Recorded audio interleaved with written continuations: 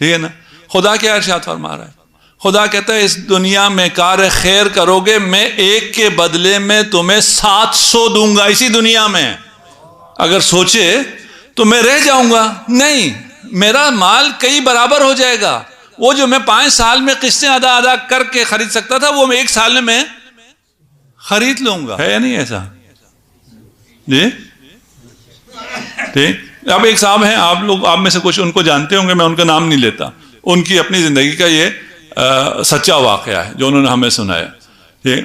وہ پڑھنے کے لیے ملک سے باہر گئے، اور باہر آپ کو پتہ ہے جب بچے یہاں سے جاتے ہیں تو وہاں پہ محنت کر کے کما کے اپنی فیسیں ادا کرتے ہیں، اور مخصوصاً اگر تھوڑے سے کمزور گھرانوں سے جائیں، متوسط گھرانوں سے جائیں تو وہیں کام کرتے ہیں، کچھ پڑھتے ہیں، پھر فیس جمع کرتے ہیں، پھر وہ کرتے ہیں. انہوں نے پڑھنا تھا، یونیورسٹی کی فیس انہوں نے جمع کی ساری، اور ایڈمیشن ان کا تیار تھا. ان کا ایک دوست آ گیا اور اس نے کہا جی میرے پیسے پاکستان سے آنے تھے، وہ نہیں آئے، اور آج میری آخری ڈیٹ ہے یونیورسٹی میں فیس دینے کی، تو اگر آپ کے پاس ہیں پیسے تو آپ مجھے دے دیں. وہ کہتے ہیں میں نے تازہ یہ حدیث پڑھی تھی کہ اگر کوئی محتاج بھائی کو دے دے تو اس کو 700 برابر واپس ملتا ہے. اس نے کہا چلیں یہ تو اچھا ہے، میں اس کو بھی دیتا ہوں، اس کی مشکل بھی حل ہو جائے گی، مجھے کئی برابر واپس بھی مل جائیں گے. اور اس نے کہا کہ پاکستان سے بھی پیسے آنے والے ہیں، پرسوں ترسوں آئیں گے، میں آپ کو دے دوں گا. اس نے اٹھا کے اس کو دے دیے.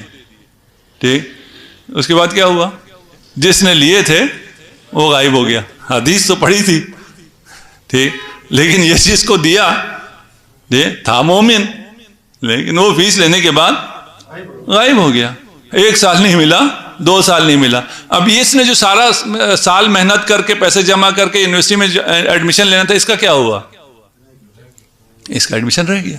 حدیث تو کچھ اور کہتی ہے لیکن دنیا میں پریکٹیکلی کچھ اور ہوتا ہے. یہاں کوئی 2 برابر 10 برابر ہو کے نہیں ملتا ہے.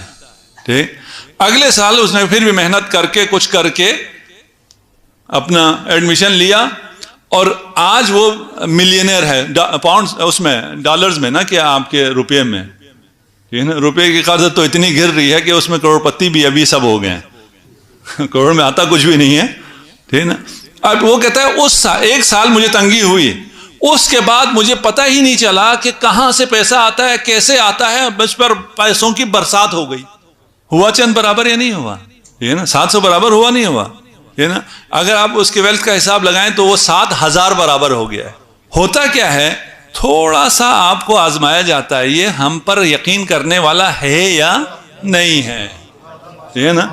تھوڑا سا یہ نہیں جھٹکا نہیں لگے گا، ٹھیک ہے، لگے گا. کسی کو دو گے آپ کو لگے گا یہ تو سارا ضائع ہو گیا، اس کو میں نے دیا تھا، اب یہ مجھے پہچانتا بھی نہیں ہے. تم نے اس سے واپس تھوڑی لینا تھا، جو یہ تمہیں نہیں پہچان رہا تو نقصان ہو گیا. اپنے کسی مومن بھائی کی اگر مدد کر رہے ہیں اس سے واپس لینا ہی نہیں ہے میں نے، کہ وہ مجھے میرا شکریہ کرے. میں نے اس سے شکریہ لینا ہی نہیں ہے. ہم جو کوئی مدد کرنے کے بعد جو منت لگاتے ہیں اس پہ بڑا احسان جتا رہے ہوتے ہیں، پتہ نہیں اس سے ہم توقع رکھتے ہیں وہ ہمارا شکریہ ادا کرے. یہ سب کیوں؟ اس لیے کہ سوچتے نہیں ہیں، سمجھتے نہیں ہیں. میں نے اس کا شکریہ لے کے کیا کرنا ہے؟ میں نے اس کو دیا ہے. خالق کہتا ہے جب تو کسی غریب کو دیتا ہے اس کے ہاتھ میں بعد میں جاتا ہے، میرے ہاتھ پر پہلے آتا ہے. وہ جس کے قبضے قدرت میں پوری کائنات ہے وہ تیرا شکر ادا کرتا ہے، تو اسے چھوڑ کے اس کے اوپر نگاہ رکھی ہوئی ہے. خدا بھی قبول نہیں کرتا. پھر تیرا دیا ہوا یہ صدقہ، تیرا یہ احسان خدا بھی قبول نہیں کرتا. جو خدا قبول نہ کرے وہ چند برابر ہوگا نہیں ہوگا. کہیں کیلکولیشنز میں، کاموں میں کہیں گڑبڑ ہوئی ہوتی ہے. کیوں؟ اس لیے کہ اگر کار خیر بھی کرتے ہیں سوچے سمجھے بغیر کرتے ہیں. مسجد میں نے دے دیا، میں نے 10 لاکھ روپے دے دیا، اگلے دفعہ جب میں گیٹ سے آتا ہوں تو میری چال کا انداز ہی بدلا ہوا ہوتا ہے. ٹھیک ہے نا. ہاں میں نے تو 10 لاکھ دیا ہے، میں تو ادھر آگے آ کے بیٹھوں گا، یہ دروازہ میرے لیے کیوں نہیں کھولا گیا، اس نے مجھے سلام کیوں نہیں کیا. بھائی ان کے لیے تھوڑی دیا تم نے، یہ ہوتے کون ہیں؟ ان کے شکریہ سے تمہیں کیا فرق پڑ جائے گا؟ یہ 2 لوگ تمہاری تعریف بھی کر دیں تو کیا ہو جائے گا؟